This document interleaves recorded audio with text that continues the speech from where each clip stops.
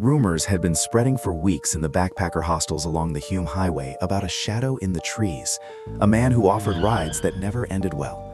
By the early 1990s, the cheap beds and bulletin boards that connected the world's travelers had become an unlikely early warning network. People whispered about missing friends, about backpacks and passports abandoned beside rest stops. Then silence.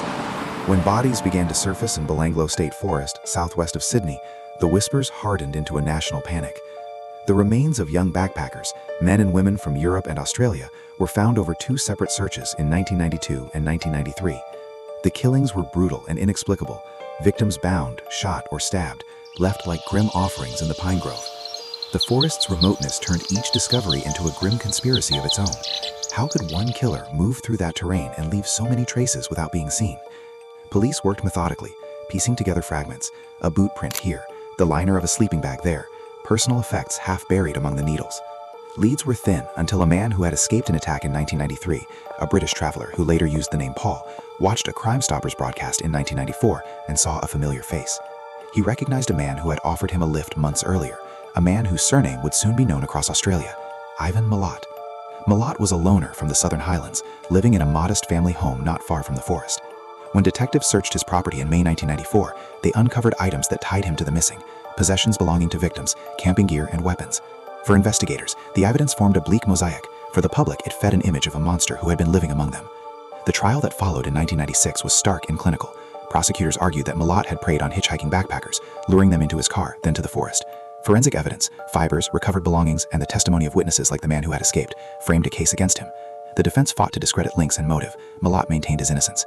The jury convicted, 7 counts of murder. He was sentenced to life imprisonment, never to be released. Even after conviction, a thick fog of conspiracy refused to lift. Survivors, families, and some investigators argued that one man alone could not have committed all those crimes across years and locations without help. Questions lingered about missing items, about other unsolved disappearances along the same routes, and about whether Milat's house contained the full story. Rumors of accomplices, family members, acquaintances, or other offenders circulated for decades. Police investigated those threads intermittently. The official record, however, never produced a second, equally culpable name. The controversy grew because the crime struck at two fragile institutions: trust between strangers on the road and faith in the police's ability to protect the vulnerable. Backpackers had once relied on the kindness of drivers and the camaraderie of hostel life. Suddenly, those simple, risky acts were dangerous. Communities demanded answers. Families demanded more than conviction. The persistent belief that Milat had not acted alone came from practical doubts. Could one man have transported, killed, and hidden 7 people without detection? And from grief that demands a fuller narrative. Milat died in custody in 2019, leaving many questions unresolved. Officially, he remains the sole convicted perpetrator of the Belanglo murders. Unofficially, the forest keeps its secrets. Missing names, leads re-examined and discarded. The uneasy certainty that in the late 20th century, a predator exploited the open roads of Australia and left a scar that families and communities still feel. This is a true life story of murder and of the stubborn conspiracy that follows terrible crimes.